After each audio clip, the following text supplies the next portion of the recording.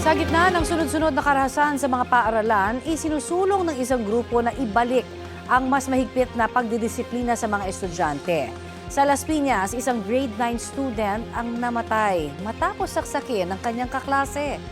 Balitang hatid ni Von Aquino.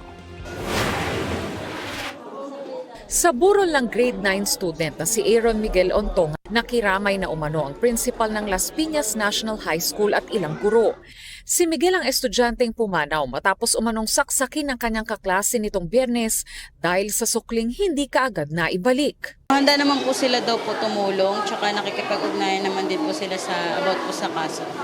May binigay rin sila. Apo, may binigay po silang financial po sa amin. Panawagan nila sa Department of Education o DepEd.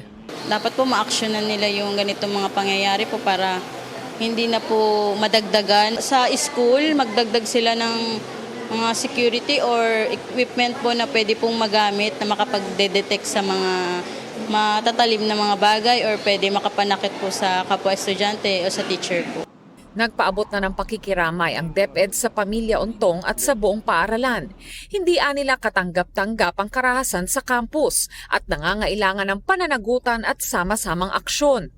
Sabi pa ng DepEd, nagde-deploy sila ng trauma counseling para sa mga apektadong mag-aaral at staff at nagsasagawa ng masusing review ng campus security protocols. Pero para sa National Parent-Teacher Association Philippines, maituturing na krisis ang mga insidente ng karahasan sa ilang paaralan. The problem now, nasa crisis tayo ngayon kasi nga meron tayong social media, sa buong mundo, no, nakikita po yung ginagaya. Especially, nakita ng kabataan ngayon na hindi sila mapukulong. May ilang kakulangan din nila sa implementasyon ng mga pulisiya ng DepEd sa ilang paaralan. Yung mga report na marami po kasi tayo mga teacher din na abusado, mga magulang na abusado, kapag ka nagreklamo po, ay wala pong ginagawa, wala pong aksyon, manipulado. At ang po dito, we are looking na city trial ng mga reklamo. Tingin ng Teachers Dignity Coalition, bago pa man ang pag-usbong ng social media, meron ng mga karahasan sa paaralan. Ang kaibahan lang. Sabi din naman po ng mga eksperto, parang ito'y parang may ginagaya nung ilang mga bata, o kaya parang nagiging trend, parang nagiging popular, parang nagiging isang bagay ito, na parang nagiging attractive pa sa ilan nating mga kabataan.